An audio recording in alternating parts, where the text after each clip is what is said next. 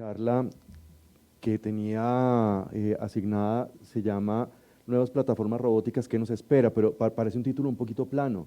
Es como mostrar qué es lo que llega de nueva tecnología, pero si ya lo hemos visto a lo largo del día de ayer, hoy seguramente lo terminaremos de ver, por lo que yo lo adapté un poquitico y le pido excusas a Raúl por tomarme ese atrevimiento. Es más bien nuevas plataformas robóticas, curvas de aprendizaje y nuevas oportunidades. Porque es que no es solamente que tengamos nueva tecnología disponible, sino que surgen nuevos problemas, pero también nuevas ventajas, nuevos retos para los cirujanos. Yo no tengo ningún conflicto de interés con esta charla, pero sí hago actividades de educación para diferentes entidades. Este es mi equipo de trabajo, Alexis lo mencionó ahorita, nosotros en Colombia trabajamos un poquito como trabajan en Venezuela, y es que tenemos un grupo de personas con las que trabajamos normalmente. Aquí está mi profesor Gensi Ibáñez, fue mi docente durante mi fellow de coloproctología, y la doctora Viviana Hidalgo, que se graduó hace 3 meses y en este momento está completando su entrenamiento en cirugía colorectal robótica. Va a ser la primera mujer entrenada en cirugía robótica colorectal en Colombia, probablemente una de las primeras entrenadas también en cirugía robótica en el país. Tenemos a la doctora Estela Martínez, a Elena, muchas otras personas que se han entrenado, pero va a ser de las primeras, y me parece importante incluir no solamente los mismos viejitos calvos que somos, sino también personas más jóvenes, pero además que tengan visión diferente, y sabemos que las mujeres tienen visiones un poquito diferentes y que complementan lo que nosotros como hombres vemos muchas veces en los pacientes. Eso me parece algo muy importante desarrollar. El doctor Agustín Cárdenas era la otra persona en la fotografía. El doctor Agustín ha estado en todas las cirugías de la clínica Chayo de robóticas que se han realizado. Es decir, él es el ayudante quirúrgico, el physician assistant, es él. Es la persona que entra a todas, cardiovascular, tórax, urología, gineco. Entonces es una persona absolutamente experta en la ayudantía. Es la persona que desenvuelve cualquier rollo que se arme en la cirugía, ¿cierto? Porque yo no estoy y eso es parte de lo que vamos a ver, no estoy al lado del paciente. Quise dividir en 3 segmentos mi presentación. Primero curvas de aprendizaje y cirugía robótica, luego ecosistemas y ambientes quirúrgicos, y luego nuevas plataformas, nuevas oportunidades. Empecemos por el primer segmento. Este era el doctor Hermann Ebbinghaus, que fue un filósofo y un psicólogo alemán que se encargó de trabajar la memoria, mirar cómo eran los procesos de aprendizaje y de memorización de las cosas. Entonces él no habló de memorias como curvas de aprendizaje, sino curvas de olvido. Uno se expone inicialmente a un elemento en el cual aprende algo o capta algún conocimiento, y luego se va perdiendo en el tiempo, a menos que pase algo como lo que se ve acá. Si uno tiene repeticiones, la curva final ustedes ven que se pone plana, y eso es muy similar a lo que sucede con la meseta de la curva de aprendizaje. Es básicamente eso mismo. Y si lo aplicamos nosotros a técnicas quirúrgicas o procedimientos quirúrgicos, pues sabemos que hay una curva de ascenso rápido, que es la parte en la que nos exponemos inicialmente y empezamos a aprender algo y lo vamos desarrollando de forma cada vez mejor. Luego lleven una parte que se llama competencia, proficiency, lo hacemos bien, y luego hay la parte en la que ya refinamos todo absolutamente, y eso se llama dominio o mastery. Si nosotros miramos la curva de olvido y la curva de aprendizaje, la meseta de la curva de aprendizaje equivale a esa curva final de la curva de olvido, la parte final, donde ya eso se vuelve algo interior, algo que se pone subcortical y lo podemos desarrollar fácilmente, y lo repetimos de una manera mucho más automatizada, con algunos ajustes dependiendo del paciente, del procedimiento que hagamos y lo demás. No mostré la última parte de la curva de aprendizaje, que es la parte en la que empieza a caer, en la que empieza a ponerse negativa, que es cuando nos envejecemos y ya perdemos algunas habilidades que traemos, pero esa curva en cirugía robótica se alarga mucho más. Se logra mantener esa vigencia, esa patencia del cirujano mucho más que en cirugía laparoscópica o en cirugía abierta. Eso está claramente descrito, y es una de las razones por las cuales se está reevaluando si los cirujanos que están de 65 años ya no pueden operar más, o si pueden seguir un poco más de tiempo activos en cirugía, haciendo cirugías de este tipo, tutorizando, monitorizando, haciendo otras cosas diferentes que no sea todo el tiempo hacer casos más complejos. Me parece muy importante porque hoy en día muchas instituciones tienen a los 65 años te retiras, y uno lo ve, es una persona que trota todos los días 10 kilómetros, que opera mejor de lo que yo opero en la edad que tengo. Es importante tenerlo en cuenta.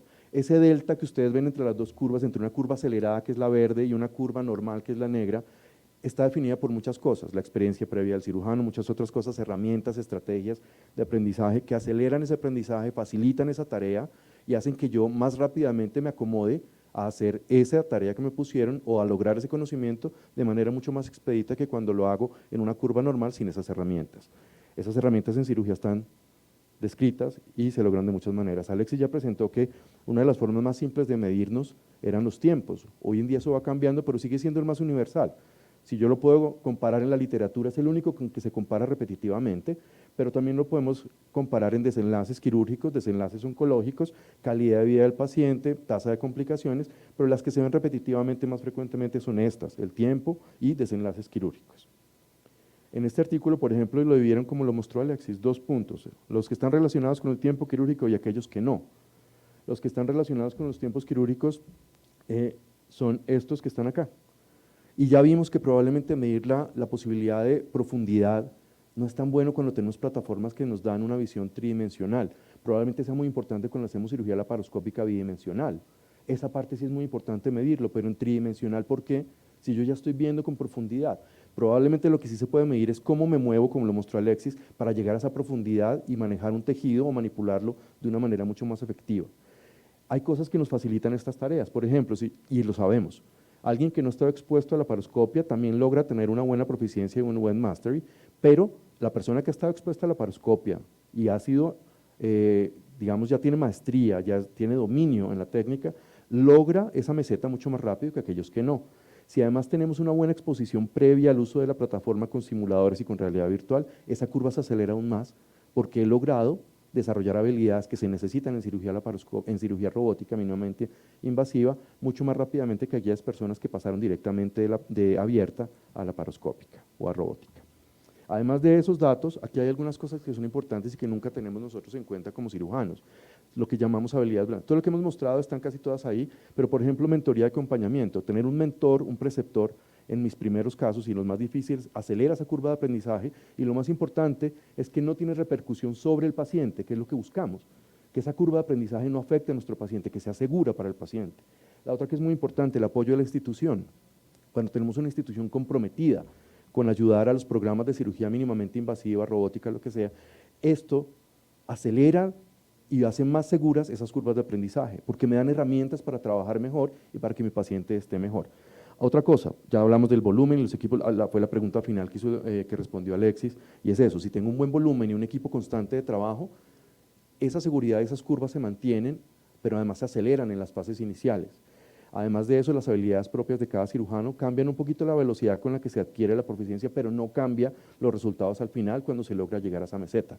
Solo que siempre se va a ver que una persona que tiene unas habilidades motrices mucho más desarrolladas, se va a ver un poquito más fluida la cirugía, como un poquito más, y adquiere más rápidamente esa maestría que la persona que no tiene esas habilidades. Y hay otras que para mí son muy importantes, las habilidades blandas, porque nunca las tenemos en cuenta, y fue la parte final que mostró Alexis, y es que está sucediendo en una sala que es tan compleja como una sala de cirugía robótica.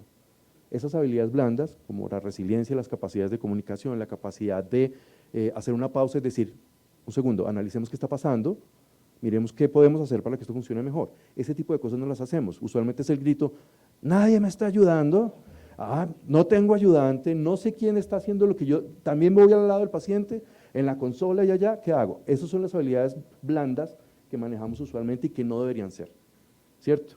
Obviamente la complejidad del caso. Hay mediciones de esto, las tasas de disrupciones del flujo de la cirugía. Este es un estudio muy sencillo en el cual miraron cómo fluía una cirugía en una sala robótica, y eso que en este caso fue con cirugías con plataformas S y SI. Es lo que mostró Alexis, están mirando en una sala de cirugía 4 personas y 5 cámaras que están evaluando qué sucede. Ellos intentaban mejorar el sistema como tal, no solo el cirujano ya tenía una experticia en teoría. Ahora queremos mejorar todo cómo fluye, entonces midieron cada una de esas cosas, que el cirujano dijo, pásame una gasa. Si se demoraba 5 segundos, pues muy bien, si se demoraba 25 segundos es porque algo no estaba bien. O si yo pedí, regálame tal Hemoloc, ay no, no lo teníamos en la sala, ¿por qué? ¿Cierto? Eso todo afecta el flujo y deberíamos funcionar en un sistema tan complejo de una manera mucho más automatizada, mucho más predictiva de lo que lo estamos haciendo. Las nuevas plataformas deberían también ayudarnos a cosas como esas. ¿Por qué? Porque si tenemos que utilizar más herramientas más complejas, deberíamos saber que vamos a tener algo disponible en la sala y que deberíamos tener todo listo para hacer cirugías. ¿Cómo definieron ellos una disrupción de flujo? Cualquier desviación de la progresión de un procedimiento que afectara la seguridad o que afectara la eficiencia del procedimiento. Ellos miraron que había unos contextos importantes, la experiencia del entrenamiento del cirujano, la plataforma robótica usada, los factores propios del paciente más obeso, una cirugía más compleja por la enfermedad del paciente. Pero además se hicieron varias fases de observación, una fase preincisional, una fase del ajuste de la instalación del robot, la misma cirugía que va desde que yo me siento a la consola como tal hasta que termino, y luego una fase post-consola. Y después de eso lo que encontraron ellos es que los factores que afectan más, que hacen más disrupciones de flujo son aquellos relacionados con la experiencia del cirujano, el entrenamiento del cirujano y además la capacidad de comunicación del cirujano y el tipo de procedimiento. Al final, la frecuencia de disrupciones era más alta por problemas de coordinación con el equipo, de comunicación con el equipo, por dotación y fallas de la plataforma y por problemas de entrenamiento no solo del cirujano, del equipo mismo que está trabajando en la sala de cirugía. Si yo tengo un auxiliar de enfermería nuevo, una instrumentadora nueva que no lo ha hecho, probablemente eso vaya a generar más problemas para que fluya bien la cirugía. No obligatoriamente complicaciones, pero sí se va a demorar un poquito más en el flujo. Las conclusiones es que un sistema tan complejo como una sala de cirugía robótica genera mayores posibilidades de fallas y de problemas y de errores si no se maneja de una forma sistemática, organizada y responsable. A mayor necesidad de tecnología, mayor presencia de tecnología, mayores necesidades de habilidades de comunicación. Si yo estoy encerrado en mi consola, cerrado así, necesito tener una comunicación fluida con la persona que está allá. Y si la consola es diferente porque está más abierta, de pronto voy a poder tener mejor comunicación no verbal que la comunicación verbal que es con la que nos manejamos hoy en día cuando estamos en una consola cerrada, ¿cierto? Y si estoy en una consola cerrada tengo que comunicarme más con todos. Y para mí como cirujano es un problema no poder ver lo que está pasando allá en el abdomen de mi paciente y con mi asistente quirúrgico. Necesito comunicación para recibir esa retroalimentación. Con herramientas más nuevas, nuevas plataformas, probablemente logre hacer esas cosas un poco mejor, porque esto genera temores y genera incomodidades en el desarrollo de los programas. Estas son cosas que todos hemos vivido. La primera parte cuando nos estamos entrenando que lo logramos manejar después, pero sigue siendo un problema. La retroalimentación táctil o haptic feedback. Eso lo mencionó ahorita Raúl, es de lo que nos sigue generando un poquito de problema. Ya se están desarrollando plataformas que solucionan eso y probablemente al compartir esa información y esa tecnología se solucionen varios problemas, nuevas oportunidades en nuevas plataformas. Ubicación permanente de los instrumentos, lo que decía el doctor Ibáñez, si yo estoy en el cuadrante superior izquierdo y voy a moverme hacia la pelvis y dejo un instrumento fijo y lo pierdo de la visión, ¿dónde está? Y yo sé que hay una herramienta en mi pantalla que me dice dónde está, pero quiero verla porque soy cirujano. Estará metido entre el útero, entre la vejiga, no sé, abrí el colon, ¿qué pasó? Son todos los temores que usualmente manejamos con el tiempo y que empezamos a aprender, pero que siguen ahí y que se tienen que solucionar de alguna manera. La comunicación con el equipo, ya lo dijimos, el estado del paciente y los costos. Los costos no deberían ser algo que nos preocupe tanto a nosotros como cirujanos, procuramos manejarlos para no gastar más de lo que nos toca, pero no debería ser algo que nos preocupe tanto, sino debería ser algo de la administración del hospital, de las aseguradoras, y que nosotros no tengamos tanta influencia en eso, sin que nos volvamos unos gastadores de todo lo que se nos pase por delante. Pasemos al siguiente segmento y es ecosistemas y ambientes quirúrgicos. Ecosistemas ya sabemos que son la unión y la interacción de diferentes ambientes y microambientes, ¿cierto? Y eso en cirugía se traduce en un macro ecosistema, que es toda la sala completa y el hospital, si lo queremos ver de esa manera, pero además de eso, si nosotros vemos las zonas de más alto riesgo para los pacientes en un hospital, en un ecosistema tan grande como un hospital, son usualmente los quirófanos y las unidades de cuidado intensivo. Los mayores problemas para los pacientes se desarrollan en esos dos ecosistemas y en esos dos ambientes, y si ya nos metemos a la cirugía, hay microambientes dentro del abdomen del paciente como la parte vascular, como la parte de vísceras huecas. Si lo consideramos todo eso, solo trabajar en este tipo de procedimientos es un ecosistema mismo. Y ese es un flujo que tiene el paciente, él entra, se desarrolla todo y usualmente sale todo, afortunadamente la gran mayoría de veces bien, y unos servicios que son transversales, ¿cierto? Esto es una interfaz diferente. Yo aquí estoy tocando a mi paciente, tengo algo de sensación táctil, claramente, más la sensación visual, la retroalimentación visual. Esto es diferente, es una forma de trabajar diferente. Esta es la otra. Yo estoy en una consola sentado, tenemos pantallas para que las demás personas vean y tengo un asistente que me está ayudando y me está generando información, pero estoy lejos, no estoy tocando a mi paciente y además tengo trocares que están diferentes a los que normalmente manejo. Es decir, cambia mi ecosistema, cambia mis microambientes y por eso yo tengo que tener claro que mientras que yo estoy aquí enfocado disecando la vena mesentérica superior, disecando los vasos ileocólicos, que ya ligué la arteria, yo no estoy viendo qué pasa con mi paciente porque tengo una carga cognitiva muy importante desarrollando esta tarea. No sé qué está pasando con el resto de los brazos del robot, no sé qué está sucediendo, yo estoy enfocado en esto. Y lo que decía Alexis, Tengo que mirar cómo muevo mi robot mejor, cómo lo organizo mejor para poder disecar una vena, ¿cierto?, tan crítica como esta. Yo no puedo estar pendiente de todas las cosas, pero sí necesito que alguien me esté diciendo eso.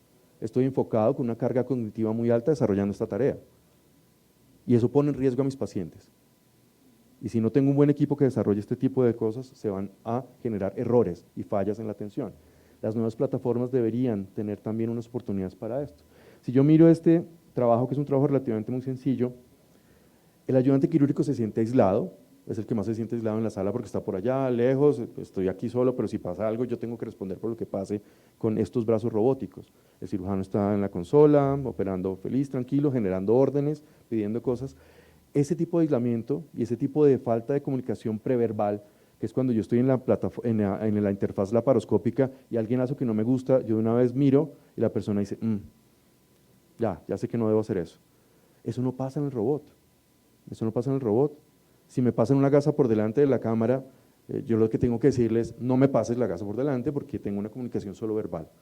Esas cosas se deben tener en cuenta cuando utilizamos nuevas tecnologías.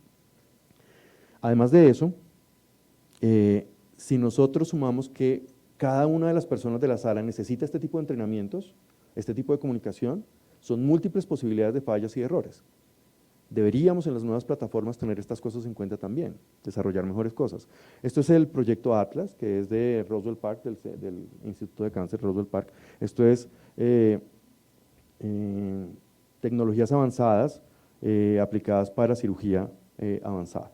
Entonces, estos grupos empiezan a medir cosas y dicen, esto que yo les dije ahorita, si yo tengo una buena anticipación, un buen trabajo en equipo, una carga cognitiva que me permita trabajar mejor, el resultado para el paciente, los tiempos quirúrgicos, los desenlaces, deberían tener alguna representación, deberían tener alguna mejoría. Y en efecto vieron que los tiempos quirúrgicos, que es lo más fácil de medir, se mejoraban cuando este tipo de cosas se manejaban mejor. Habilidades blandas aplicadas a otras habilidades que son mucho más gruesas y mucho más fáciles de medir. Son cosas en las que no trabajamos mucho nosotros. Ya tenemos robots que nos miran a los ojos y cuando yo me acerco a la pantalla, él hace un zoom y se acerca a la zona que yo quiero, ¿cierto? Si ya tengo ese tipo de reconocimiento, ¿por qué no tener un reconocimiento facial en el que digan, el doctor está mirando como un poquito raro, de pronto esta parte está difícil, de pronto no le gustó este movimiento, y representarle una señal que le diga a mi ayudante o a mi equipo quirúrgico, algo no está fluyendo? Ese tipo de cosas se pueden lograr con mucha información, con muchos datos, pero también adaptando las plataformas a que eso suceda, ¿cierto? Vamos a la última parte, que es la que a todo el mundo le gusta, la de los robots y todo lo demás. ¿Recuerdan lo que les mostré de los temores y las cosas más difíciles de manejar en cirugía robótica para nosotros? Si nosotros miramos las nuevas cosas que están apareciendo, todo esto que les mencioné, toda esta retahíla, se está manifestando en nuevas plataformas, nuevas tecnologías. Esta es una que vimos ayer con la doctora González de Panamá. Ustedes ven aquí retroalimentación táctil de la plataforma de Senhance. Y cuando se compara el grado de lesiones de los tejidos cuando tenemos esta retroalimentación, que no es solamente visual, en las personas que están comenzando, es mucho menor la tasa de rupturas de tejidos, de desgarros de tejidos, las disecciones son mucho más finas, porque tengo una retroalimentación que me permite hacer. Ellos ya lo logran y tienen el control visual de la cámara. Lo de la ergonomía, todo lo demás, obviamente importa, pero todas están trabajando en eso. Básicamente es como tener mejores herramientas para trabajar más fácil. Bueno, y que además los costos también sean racionales, que no nos excedamos en costos. Si pasamos a otros de los problemas que tenemos, los monopuertos, los accesos, este es el Vicarious. Es un sistema de monopuerto que permite una visión de 360 grados. Entonces ya voy a saber todo el tiempo en dónde están mis instrumentos. Voy a saber qué pasó en el cuadrante superior. Si quiero mirar, giro mi cámara hasta arriba. Y si estoy trabajando en la pelvis, miro dónde está el hígado, miro dónde está, sin necesidad de mover todos los brazos, sino giro mi cámara a 360 grados. Voy a poder trabajar de una manera mucho más ergonómica. Si tuviéramos la posibilidad de hacer esto en plataformas de otro tipo, sería maravilloso. Sería espectacular poder hacer esto. Si además tengo la posibilidad de acceder a cualquier parte de la cavidad abdominal en cualquier momento, pues buenísimo. Avatera, Alemania. Una plataforma muy cómoda, 2 carros nada más, relativamente instrumental reusable, una consola semiabierta, por lo que yo voy a poder tener lenguaje preverbal y también lenguaje verbal. Voy a estar un poco más cerca porque la plataforma es un poco más pequeña, mucho más, digamos, de menos volumen. No tenemos muchas imágenes de Ottava, Ottawa de Verb Surgical de Johnson todavía no están tan disponibles, las guardan mucho, pero sí sabemos que hay un ecosistema digital que están generando. Muchas tecnologías para hacer planación preoperatoria, para poder hacer mi medición de cómo me fue en cirugía después, poder hacer telementorías a distancia, ayudar a mí en vivo, sin el delay que normalmente existe para poder hacer este tipo de cosas, planear mi cirugía muy bien desde antes y no llegar a tener sorpresas y mapeamiento o mapas neurovasculares intraoperatorios, saber si tengo riesgo de generar un problema con inteligencia artificial que el robot me diga, espérate un segundo, por ahí no es. Eso ya está desarrollado, eso ya está en camino, no está tan disponible, pero se puede utilizar y se puede manejar. Y si lo adaptamos a sistemas de comunicación de ecosistemas con el resto del hospital que me permita ver los exámenes del paciente en la pantalla del robot y no tener que ir al computador a revisarlo, mucho mejor. Por ejemplo, Versus, Cambridge Medical Robotics, ya está funcionando, Europa lo adoptó de una manera muy importante, tiene también una plataforma digital muy grande, un ecosistema digital que me permite a mí ver esto que mostró Alexis al final, que está pasando en una sala de cirugía en 360 grados y poder medir en dónde están las fallas, en dónde están los problemas, qué no fue bien y qué no funcionó tan bien. Y quiero mirar ahora la cirugía que están haciendo en otra parte, ahí está. Transmisiones en vivo, disponibilidad de grabaciones y de datos en vivo y grabadas de forma masiva. Soluciones a problemas que tenemos hoy en día. Nuevas plataformas, nuevas oportunidades. Otras que han aparecido por costos, por ejemplo, que si nos preocupan, esta es una plataforma india de un cirujano cardiovascular que con otros inversionistas desarrolló esta plataforma muy similar a lo que sería como el Hugo, parecido, un poquito también parecido al Versus, mucho más económica que las demás plataformas, probablemente para países en día de desarrollo sea una buena opción para masificar el uso de plataformas. Les ha ido muy bien hasta ahora en los procedimientos que han hecho, cardiovascular y lo demás, y dependiendo de lo que queramos hacer, hay otras opciones. Cirugías endocavitarias, por ejemplo el Flex Robotics y lo que primero era el Sports, ahora se llama ENOS, de Titan Medical, también para las cosas que queramos. Entonces ya sabemos que hay nuevas plataformas que nos permiten hacer otras cosas, tener mejores curvas de aprendizaje. Los ecosistemas quirúrgicos son muy complejos, son muy difíciles, hay muchos factores, muchos elementos, muchos riesgos que se deben manejar. Hoy en día lo hacemos de forma automática porque lo tenemos subcorticalmente metido allá, pero eso no implica que las personas que llegan nuevas lo tengan tan metido en su cabeza. No tenemos que asumir que eso está pasando. Por eso estos nuevos ecosistemas quirúrgicos con mayores tecnologías implican también oportunidades de mejoras y oportunidades de aprendizajes diferentes. Fortalecer las habilidades de comunicación es vital en cirugía mínimamente invasiva robótica. Si yo estoy en una plataforma más cerrada, con mayor razón. Si está semiabierta o abierta, no es tan complejo, pero se tiene que manejar. Nuevas plataformas solucionan aspectos difíciles de nuestra práctica quirúrgica y muy tecnológicos, muchas herramientas, pero aún es vital el factor humano. Sigue siendo vital el factor humano y está demostrado en muchos estudios que se han realizado sobre proficiencia, flujo, disminución de complicaciones. Este es mi grupo de trabajo, este es el equipo con el que estamos todos los días en la Fundación Clínica Chayo y próximamente estaremos también en la Clínica del Country. Muchas gracias.